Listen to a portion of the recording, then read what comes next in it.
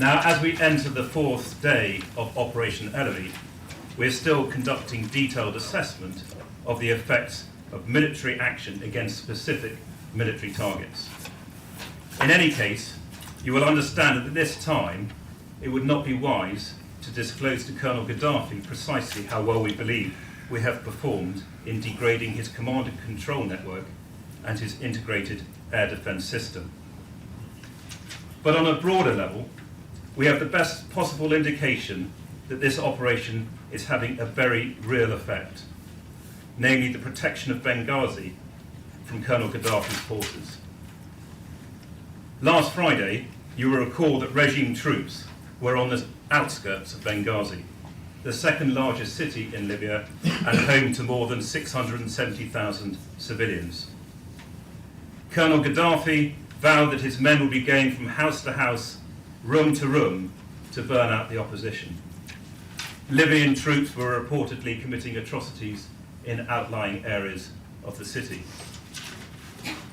The military intervention to enforce UNSCR 1973 has stopped that attack in its tracks. That is not to say that all threat to innocent life in and around Benghazi, or other cities for that matter, has been wholly removed. It has not. But the very fact that many of your news organisations are still able to have correspondents reporting freely in the heart of Benghazi is in itself testament to the immediate effect this operation has had in blunting Colonel Gaddafi's assault on his own people.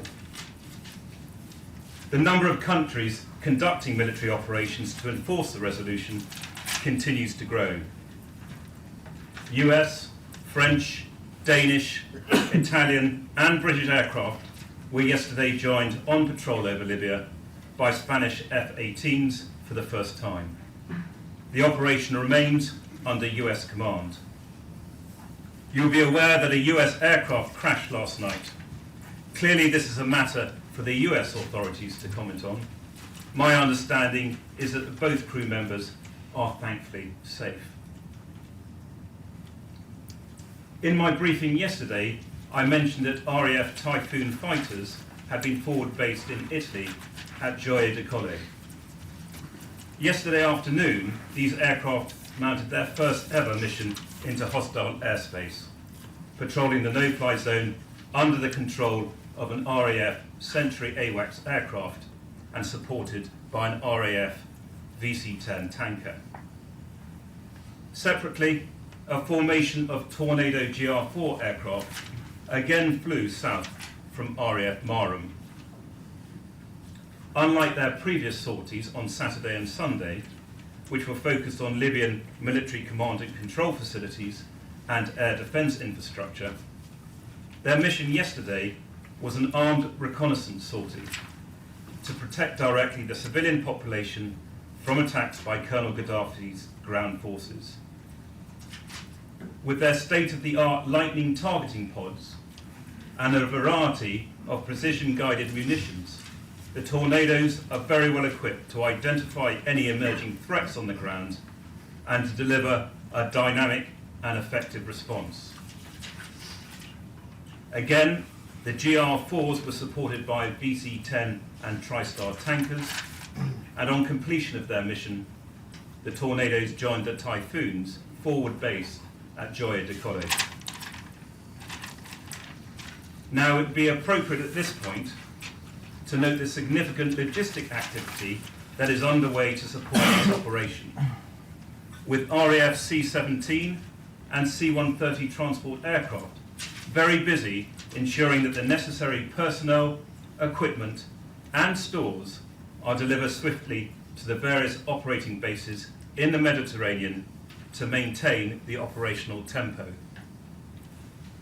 This work is obviously in addition to their long-standing tasks supporting operations in Afghanistan and elsewhere in the world.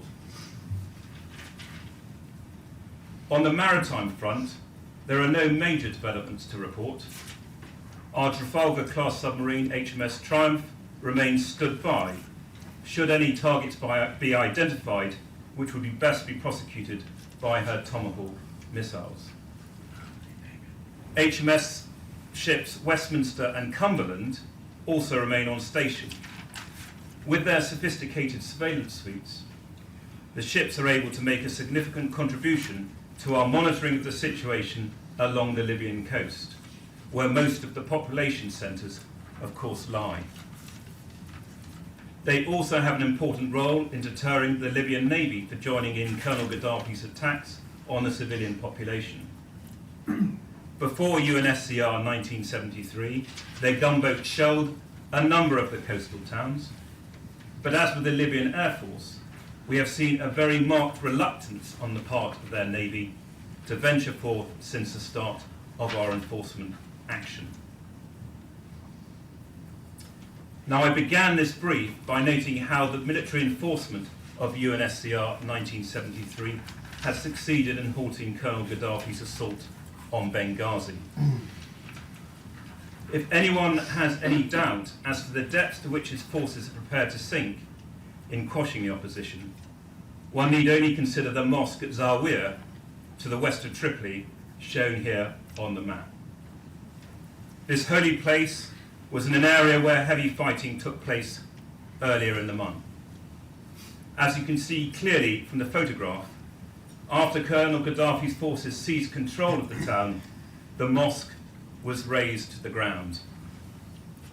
This is a sign of how far Colonel Gaddafi is prepared to go and why coalition operations to protect the civilian population are so necessary.